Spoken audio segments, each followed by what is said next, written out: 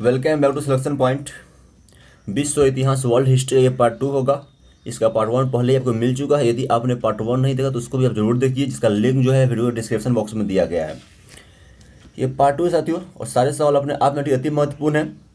और ये सारे प्रश्न जो है पिछले एग्जाम में पूछे गए प्रश्न हैं, तो इससे आपको एक अनुभव भी मिलेगा कि प्रश्न जो एग्जाम में किस तरह से आते हैं। सबसे पहले आज का मोटिवेशनल लाइन, जीतेंगे हम यह वादा करो, जीतेंगे हम यह वादा करो, मेहनत हमेशा ज़्यादा करो, किस्मत भी रूठे पर हिम्मत न टूटे, मजबूत इतना इरादा करो। तो जीतेंगे हम यह वादा करो, मेहनत हमेशा ज़्यादा करो, किस्मत भी रूठे पर हिम्मत न टूटे, मजबूत इतना इरादा करो। क्या बात है। जो भी फ्रेंड्स नए होंगे वो सब्सक्राइब करके बेल आइकन में प्रेस कर लेंगे। ठीक साथियों, तो सब्सक्राइब कर लीजिए और बेल आइकन में प्रेस कर लीजिए। सबसे पहले आज का फर्स्ट क्वेश्चन आपके स्क्रीन पे। आज का पहला सवाल, द्वितीय विश्व युद्ध के दौरान जापान के किन शहरों पर परमाणु बम गिराए गए। द्वितीय विश्व युद्ध सेकेंड वर्ल्ड वॉर के दौरान जापान के किन शहरों पर परमाणु बम गिराए गए थे। टोक्यो एवं हिरोशिमा, नागासाकी एवं मियाजाकी, सेंदाई एवं हिरोशिमा, या हिरोशिमा एवं नागासाकी। बताइए। यदि आपको याद हो तो 1 सितंबर 1939 से लेकर के जो है न 1 सितंबर 1939 से 2 सितंबर 1945 तक आपका सेकेंड वर्ल्ड वॉर चला हुआ था, द्वितीय विश्व युद्ध, लगभग 6 वर्ष तक। और इसमें जापान के हिरोशिमा और नागासाकी इन दो शहरों पर जो है एटम बम गिराए गए थे अमेरिका द्वारा। किसके द्वारा? तो अमेरिका द्वारा। तो ऑप्शन नंबर डी। अब इसका डिटेल्स देखिए। द्वितीय विश्व युद्ध के दौरान जापान के हिरोशिमा शहर पर 6 अगस्त 1945 एवं नागासाकी शहर पर 9 अगस्त 1945 को अमेरिका द्वारा परमाणु बम गिराए गए थे। और इस बम का नाम क्या था? तो लिटिल बॉय और फैट मैन। ठीक है, तो लिटिल बॉय और फैट मैन इस बम का नाम था। और लिटिल बॉय बम का एक और नाम क्या था? तो यूरेनियम 235। और फैट मैन बम का एक और नाम क्या था? तो प्लूटोनियम 293। अगला प्रश्न, निम्नलिखित में से किसके पतन से फ्रेंच क्रांति का आरंभ हुआ। तो इनमें से किस घटना के बाद जो है ना फ्रांस की क्रांति शुरू हुई थी? बेस्टिल, कम्यून्स, जैकोबिन क्लब, या प्लेंटिज। तो बेस्टिल का पतन, ऑप्शन नंबर ए, बेस्टिल के पतन के साथ ही जो है ना फ्रांस की क्रांति अब शुरू हो गया था। ध्यान दीजिएगा आप, बेस्टिल के पतन के साथ ही फ्रांस की क्रांति शुरू हो गई थी। अब ये बेस्टिल था क्या? देखिए, फ्रांस में एक किला था और 14 जुलाई 1789 को 14 जुलाई 1789 को जो है ना क्रांतिकारियों ने रातों रात उस पूरे भवन को जो है गिरा दिया था, ढहा दिया था, और उसके एक एक ईंट को मार्केट में बेच दिया था। क्लियर। सुबह होते होते जो है ना वहाँ पर उसका उस बिल्डिंग का नामो निशान नहीं था। तो उसको बोला गया बेस्टिल का पतन, फॉल डाउन ऑफ बेस्टिल। एक कब हुआ था? तो 14 जुलाई 1789। Option number A is your right answer. Details देख लीजिए। तो बेस्टिल दुर्ग के पतन के साथ ही फ्रेंच क्रांति, फ्रांस की क्रांति शुरू हुई थी। और फ्रांस की क्रांति कब हुई थी? तो 1789 ईस्वी में। आप ये भी ध्यान रखेंगे, लुई 16वें के काल में हुई थी। सवाल नंबर 3, शीत युद्ध का अभिप्राय क्या है? शीत युद्ध का अभिप्राय क्या है, यानी कि कोल्ड वार क्या होता है? पूर्व और पश्चिम के बीच तनाव, पूंजीवादी और साम्यवादी दुनिया के बीच वैचारिक दुश्मनी, महाशक्तियों के बीच तनाव, या उपयुक्त सभी। तो यहाँ पे आपका आ जाएगा ऑप्शन नंबर डी, उपयुक्त सभी। शीत युद्ध जो आपका था, कोल्ड वार, जो लगभग सेकेंड वर्ल्ड वार से शुरू होकर के और यूएसएसआर के पतन तक चला। तो ये आपका पूर्व और पश्चिम के बीच तनाव भी था, यानी कि एक और था अमेरिका, दूसरी ओर आपका था सोवियत संघ यानी यूएसएसआर। पूंजीवादी और साम्यवादी दुनिया के बीच भी आपका मतभेद था। इसके अलावा महाशक्तियों के बीच भी तनाव था, क्योंकि एक और अमेरिका था और दूसरी ओर आपका क्या रूस था। और यानी कि ऑप्शन नंबर डी अब आ जाएगा, उपयुक्त सभी आ जाएगा यहाँ पे। शीत युद्ध से अभिप्राय पूर्व और पश्चिम के बीच तनाव, पूंजीवादी और साम्यवादी देशों के बीच वैचारिक मतभेद, और महाशक्तियों के बीच तनाव, ये सभी है, यानी ऑप्शन नंबर डी।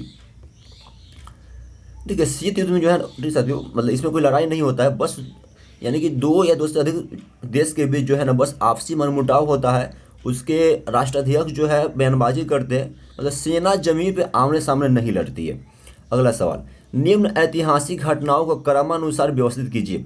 मतलब कि बताइए, पहले ये देखिए कि इनमें से कौन सा घटना जो है ना आपका पहले हुआ है, उसका डेट आप जो है याद कीजिए। फ्रांस की क्रांति कब हुआ था? आपका फ्रांस की क्रांति 1789 ईस्वी में हुआ था। ठीक है। इसके अलावा बताइए, ग्लोरियस क्रांति यानी इंग्लैंड की गौरवपूर्ण क्रांति कब हुआ था? 1688 में हुआ था। अगला आपका स्वतंत्रता की अमेरिकी लड़ाई कब हुआ था? तो 1765 से 83 आपका ये हुआ था। और इसके बाद रूसी क्रांति कब हुआ था आपका, तो 1917 ईस्वी में हुआ था। तो इन सब को जो है आप एक ऑर्डर में अरेंज कीजिए कि इनमें सबसे पहले कौन सा हुआ है। तो मतलब इन फर्स्ट नंबर क्या आ जाएगा 1688 यानी ग्लोरियस क्रांति। फिर अब यहाँ इसमें क्या आ जाएगा, ऑप्शन नंबर 2, फिर 3, फिर 1, फिर 4। तो देखिए ऐसा ऑप्शन यहाँ पे कहाँ पे है, तो 2, 3, 1 और 4 यानी option number B is your right answer. ठीक साथियों, और इस प्रश्न को जो है ना आप वीडियो को पॉज करके भी अच्छे से देख लीजिए। ग्लोरियस क्रांति कब हुआ था, तो देखिए सारे जो है यहाँ पे ईस्वी भी आपको दिए गए हैं और पीडीएफ भी आपको मिल जाएंगे। तो पीडीएफ जो है डाउनलोड करके आप इसको अच्छे से जरूर देख लीजिएगा, अच्छे से याद कर लीजिएगा। रूसी क्रांति किस वर्ष हुई थी, रूसी क्रांति किस वर्ष हुई थी, तो देखिए रूस में आपका 2 क्रांति हुआ। एक आपका हुआ था 1905 ईस्वी में जब रूस जो है जापान से हार गया, और एक आपका हुआ था 1917 ईस्वी में। ठीक है, तो चूंकि इसमें सबसे अधिक महत्व तो आपका है 17 वाला का, तो यहाँ पे आपका हो जाएगा ऑप्शन नंबर सी 1917 ईस्वी, ऑप्शन नंबर सी। तो रूस में जो क्रांति हुआ था कब हुआ था, 1917 ईस्वी में हुआ था। और इस क्रांति के बाद रूस का जो है सम्राट कौन बना, तो वो था लेनिन, यानी कि लेनिन के नेतृत्व में जो है वहाँ पर सरकार बनी हुई थी रूस में। तो ऑप्शन नंबर सी इज जो राइट आंसर। और देखिए यहाँ पे 1905 ईस्वी में भी एक रूस में क्रांति हुआ था। 1911 ईस्वी में जो था ना आपका चीन में क्रांति हुआ था, चीन में। और 1929 में जो था आपका विश्वव्यापी आर्थिक मंदी आया हुआ था 1929 में, जिसका प्रभाव 1933 तक चला। बोस्टन चाय पार्टी की घटना का संबंध किससे है, बोस्टन की चाय पार्टी की घटना का संबंध किससे है, द्वितीय विश्व युद्ध के अमेरिका का शामिल होना, फ्रांसीसी क्रांति, अमेरिकी सिविल वॉर या अमेरिकी स्वतंत्रता युद्ध। बोस्टन की चाय पार्टी की घटना का संबंध किससे है, तो अमेरिकी स्वतंत्रता युद्ध से, ऑप्शन नंबर डी। यानी कि अमेरिका की आज़ादी की लड़ाई से संबंध है आपका बोस्टन की चाय पार्टी, इसको हम लोग बोलते हैं बोस्टन टी पार्टी। ये कब हुआ था, तो 16 दिसंबर 1773 को हुआ था। ठीक है, ध्यान दीजिएगा। और इसके नायक कौन थे, सैमुअल एडम्स। यानी बोस्टन की चाय पार्टी की घटना का नायक कौन था, तो सैमुअल एडम्स था। और सैमुअल एडम्स ने एक नारा दिया था, स्लोगन दिया था क्या, नो टैक्सेशन विदाउट रिप्रेजेंटेशन, यानी कि प्रतिनिधित्व नहीं तो कर नहीं। प्रतिनिधित्व नहीं तो कर नहीं किसने कहा था, तो सैमुअल एडम्स ने ही कहा था। और सैमुअल एडम्स ही बोस्टन चाय पार्टी का नायक था। इसका डिटेल्स देखिए, बोस्टन चाय पार्टी की घटना अमेरिकी स्वतंत्रता युद्ध के दौरान 16 दिसंबर 1773 ईस्वी को हुई थी। तो ये डेट भी आप याद रखेंगे, जिसमें चाय की पेटियों को समुद्र में गिरा दिया गया था, फेंक दिया गया था। क्रीमियन युद्ध का समापन किस प्रकार हुआ, क्रीमियन युद्ध का समापन किस प्रकार हुआ, यानी कि क्रीमिया का युद्ध ये समाप्त जो हुआ किस प्रकार हुआ, ट्रियोन समझौता, वर्साय समझौता, पेरिस समझौता या सेंट जर्मन मतलब समझौता। यहाँ पे आपका क्या आ जाएगा, तो यदि आपको याद हो तो रूस और तुर्की के बीच, ठीक है, रूस और तुर्की के बीच जो था ना आपका क्रीमियन वार हुआ था। एक और आपका रूस था, दूसरे आपका तुर्की था।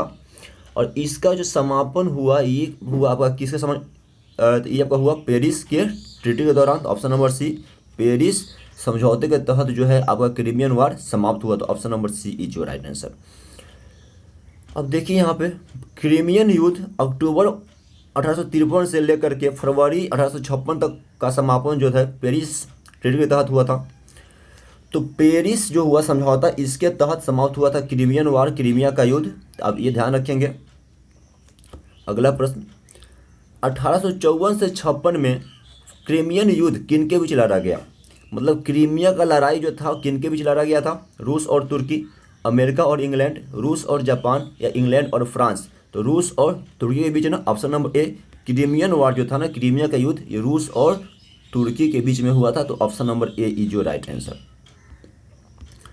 देखिए क्रीमिया का युद्ध 1854 ईस्वी में शुरू हुआ और 1856 ईस्वी में समाप्त हुआ। इस युद्ध में ब्रिटेन, फ्रांस एवं तुर्की की संयुक्त सेना ने रूस को पराजित किया था। प्रथम विश्व युद्ध में जापान किसकी ओर से लड़ा, फर्स्ट वर्ल्ड वॉर प्रथम विश्व युद्ध में जापान किसकी ओर से लड़ा, किसी की ओर से नहीं। यूनाइटेड किंगडम के खिलाफ जर्मनी के साथ, अपनी ओर से रूस के खिलाफ या जर्मनी के खिलाफ यूनाइटेड किंगडम के साथ।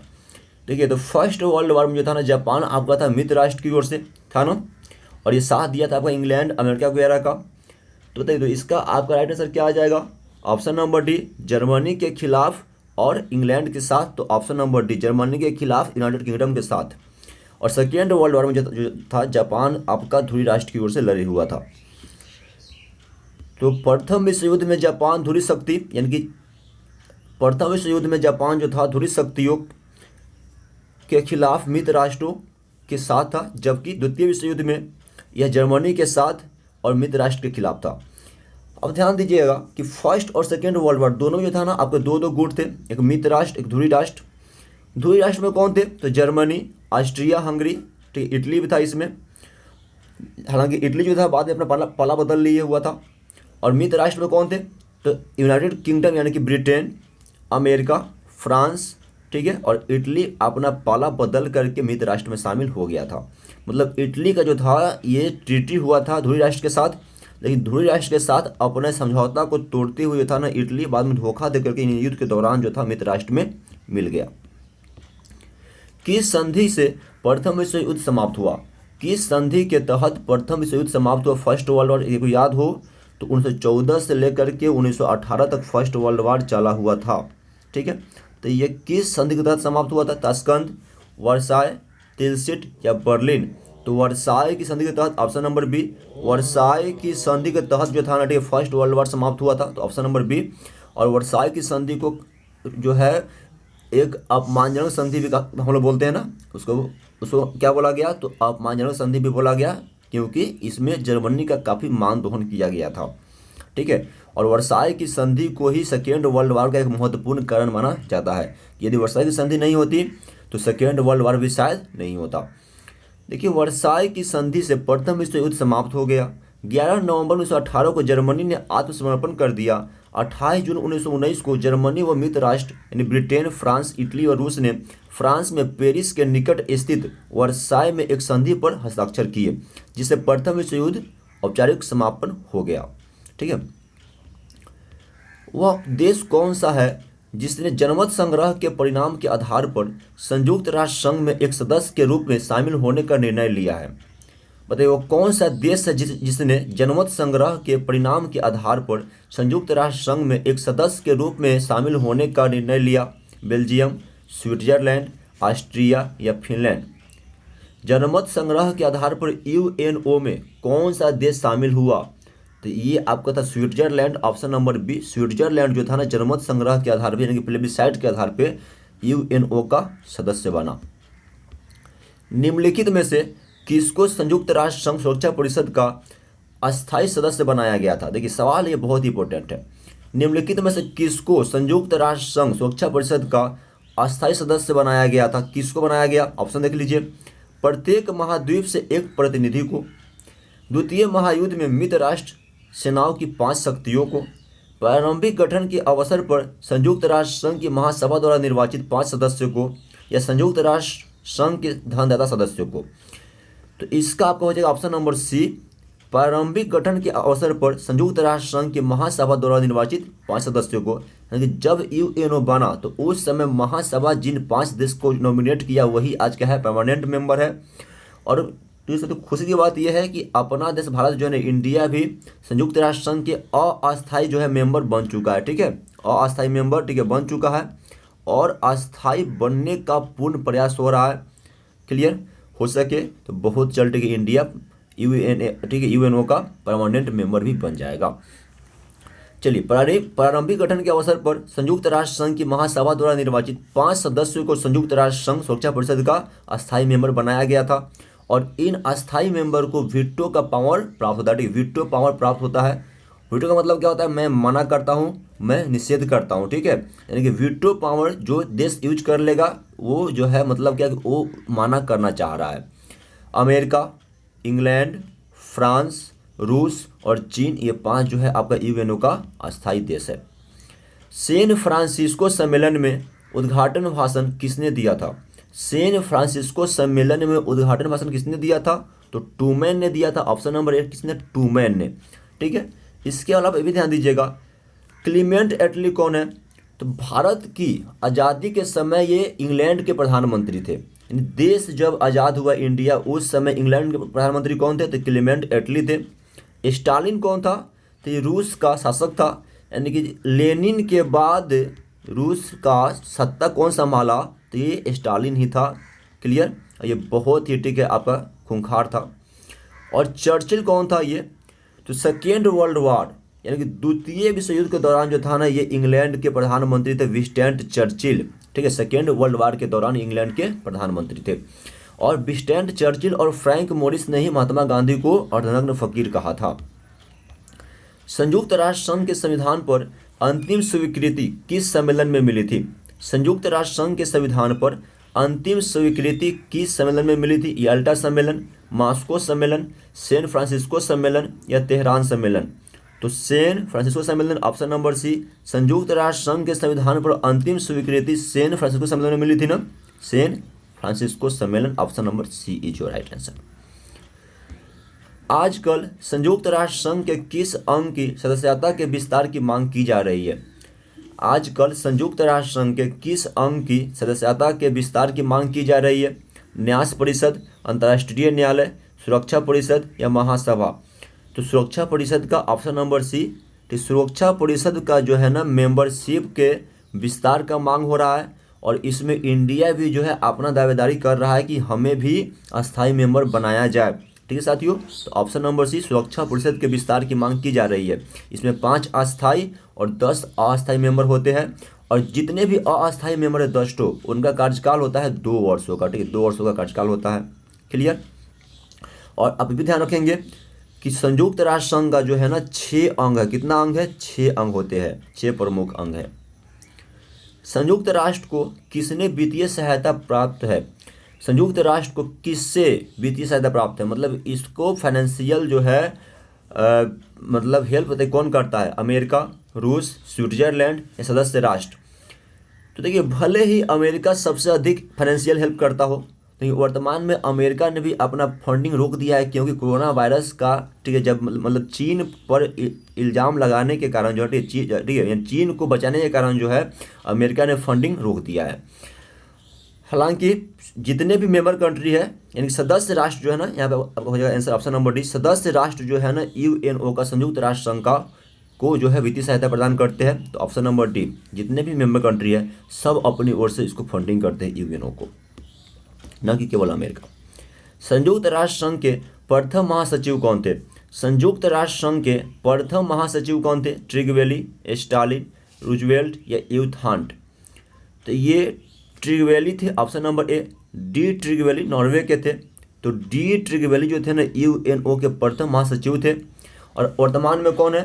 तो एंटोनियो गुटेरेस पुर्तगाल के हैं, ध्यान दीजिएगा। महासचिव या अध्यक्ष दोनों एक ही होता है, सेक्रेटरी जनरल यूएनओ के लिए। अभी आपका एंटोनियो गुटेरेस है। अंतर्राष्ट्रीय मजदूर संगठन जिसका मुख्यालय जेनेवा में है, इसकी स्थापना कब हुई थी? अंतर्राष्ट्रीय मजदूर संगठन जिसका मुख्यालय जेनेवा में है, इसकी स्थापना कब हुई थी? यानी कि अंतर्राष्ट्रीय श्रम संगठन का स्थापना कब हुआ था? तो 1919 में, ऑप्शन नंबर सी।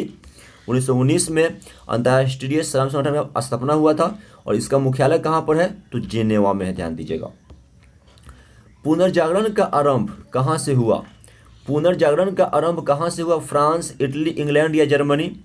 तो ये हुआ था इटली से, ऑप्शन नंबर बी। इटली के फ्लोरेंस नगर से हुआ था ना, इटली के फ्लोरेसेंट नगर से हुआ था। तो option number B is your right answer, पुनर्जागरण, बिगिनिंग ऑफ रेनेसेंस। मोनालिसा किसकी कृति है? ये सवाल एग्जाम में कई बार जो है पूछा गया है। बताइए, मोनालिसा किसकी कृति है? Raphael, Michelangelo, Leonardo da Vinci या दांते? मोनालिसा मतलब किसकी कृति है? तो लियोनार्डो दा विंची का, option number C. Leonardo da Vinci की कृति है मोनालिसा। तो option number C is your right answer. Divine Comedy Dante ने लिखा है। डिवाइन कॉमेडी एक फेमस बुक है दांते का। डिवाइन कॉमेडी नामक काव्य किसने लिखी थी? डिवाइन कॉमेडी नामक काव्य किसने लिखी थी? तो दांते ने, ऑप्शन नंबर ए। डिवाइन कॉमेडी दांते, ध्यान दीजिएगा। और मैकियावेली को जो है ना, मैकियावेली को राजनीति का क्या जनक माना जाता है? प्रोटेस्टेंट धर्म सुधार आंदोलन की शुरुआत किसके नेतृत्व में हुई थी? प्रोटेस्टेंट धर्म सुधार आंदोलन की शुरुआत किसके नेतृत्व में हुई थी? जॉन कैल्विन, वगली, मार्टिन लूथर या इनमें से कोई नहीं? तो Martin Luther, option number C. Protestant धर्म सुधार जो था इसका शुरुआत मार्टिन लूथर के नेतृत्व में हुई थी। तो option number C is your right answer. देखिए, ईसाई धर्म का 2 आपका संप्रदाय होता है, एक कैथोलिक और एक प्रोटेस्टेंट। क्लियर। और मार्टिन लूथर कहाँ के रहने वाले थे? तो जर्मनी के थे ये। अगला प्रश्न, भारत की खोज सर्वप्रथम किस यूरोपीय यात्री ने किया था? भारत की खोज सबसे पहले किस यूरोपीय यात्री ने किया था? हेनरी, कोलंबस, मैगलन या वास्को डिगामा? तो वास्को डिगामा ने किया था कब? 1498 ईस्वी में। 1498 ईस्वी में जो है ना, 1498 ईस्वी में वास्को डिगामा ने भारत का खोज किया था। तो option number D is your right answer. और ये कहाँ के थे? तो ये पुर्तगाल के रहने वाले थे, यानी वास्को डिगामा पुर्तगाल के रहने वाले थे। मैगलन ने सबसे पहले विश्व का चक्कर लगाया था कब? तो 1519 ईस्वी में। 1519 ईस्वी में सबसे पहले मैगलन ने पूरे विश्व का चक्कर लगाया था। और कोलंबस ने अमेरिका का खोज किया था कब? तो 1492 ईस्वी में। 1492 ईस्वी में कोलंबस ने यूएसए का खोज किया। लेकिन यदि सवाल पूछ दे कि अमेरिका का खोज विस्तार से किसने किया था, तो अमेरिगो वेस्पुची ने। और अमेरिगो वेस्पुची के नाम पर उसका नाम अमेरिका पड़ा। कोलंबस कहाँ का निवासी था? कोलंबस कहाँ का निवासी था? पुर्तगाल, इटली, फ्रांस या इंग्लैंड? बताइए, कोलंबस कहाँ का निवासी था? तो देखिए, ये था इतालवी, ऑप्शन नंबर बी। और कोलंबस ने ही 1492 ईस्वी में यूएसए का, अमेरिका का खोज किया था, इतालवी। और यदि ऑप्शन में इतालवी न हो तो आप स्पेनिश भी लगा सकते हैं, ठीक है। तो इतालवी या स्पेनिश, ठीक है। Option number B is your right answer. स्वतंत्रता, समानता और बंधुत्व का नारा किस क्रांति में दिया गया? स्वतंत्रता, समानता और बंधुत्व, फ्रेटर्निटी, इक्वलिटी, ठीक है। तो बताइए, ये जो नारा था किस क्रांति में दिया गया था? अमेरिकी क्रांति, फ्रांसीसी क्रांति, इंग्लैंड की गौरवपूर्ण क्रांति या रूसी क्रांति? स्वतंत्रता, समानता और बंधुत्व, ये जो आपका नारा है ना, ये दिया गया था किसमें? तो रूसी क्रांति। एक मिनट साथियों, यहाँ पे चल, ठीक है, यहाँ पे ठीक आपके ऑप्शंस में जो है रूसी क्रांति भी है, ठीक है। तो बताइए, ये जो नारा था आपका कब दिया गया था? और इस सवाल अपने आप में ठीक अति महत्वपूर्ण भी है। तो फ्रांस की क्रांति के दौरान, ऑप्शन नंबर बी इज जो राइट आंसर। फ्रांस की क्रांति के दौरान जो था ना, ये दिया गया था नारा स्वतंत्रता, समानता और बंधुत्व का। अब देखिए, इन सभी क्रांति के जो आपके प्रमुख नारे हैं ना, मैं आपको दिखा देता हूँ। और रूस में क्रांति कब हुआ था आपका? तो 1917 ईस्वी में। इंग्लैंड में 1688 में। फ्रांस में 1789 ईस्वी में। और अमेरिका में 1765 से लेकर के 83 तक। ध्यान दीजिएगा। अब देखिए, प्रमुख क्रांति और उनसे संबंधित वचन या नारा, पीडीएफ भी आपको मिल जाएगा। पीडीएफ भी आप डाउनलोड जरूर कर लेंगे टेलीग्राम से। स्वतंत्रता, समानता और बंधुत्व, ये जो नारा है आपका फ्रांसीसी क्रांति का है, यानी फ्रांस की क्रांति के दौरान दिया गया था स्वतंत्रता, समानता और बंधुत्व का नारा। प्रतिनिधित्व नहीं तो कर नहीं, ये जो नारा है आपका है अमेरिकी क्रांति का। प्रतिनिधित्व नहीं तो कर नहीं, नो टैक्सेशन विदाउट रिप्रेजेंटेशन, अमेरिकी क्रांति। किसने दिया था ये नारा? सैमुअल एडम्स ने। सैमुअल एडम्स ने दिया था प्रतिनिधित्व नहीं तो कर नहीं का नारा। और all power to the Soviet, ये नारा आपका है रूसी क्रांति का। तो all power to the Soviet रूस की क्रांति में दिया गया था कब? 1917 में, 1917 ईस्वी में ये नारा दिया गया था। तो ये थे सदैव के आज के वीडियोज। और 25 सवाल भी हम लोग इसमें देखिए, सारे सवाल अपने आप में अति महत्वपूर्ण थे, ठीक है। वीडियो को जरूर वीडियो को आप लाइक जरूर कीजिए और अपने दोस्तों में भी शेयर कीजिए, ठीक है। तो लाइक भी कीजिए, ठीक है, दोस्तों में शेयर भी कीजिए। और इस सब्सक्राइब करके जो है बेल आइकन दबाना, ठीक है, अब नहीं भूलिए, सब्सक्राइब कर लीजिए और बेल आइकन प्रेस कर लीजिए। बस इतना ही आज के लिए। जय हिंद, जय भारत, वंदे मातरम।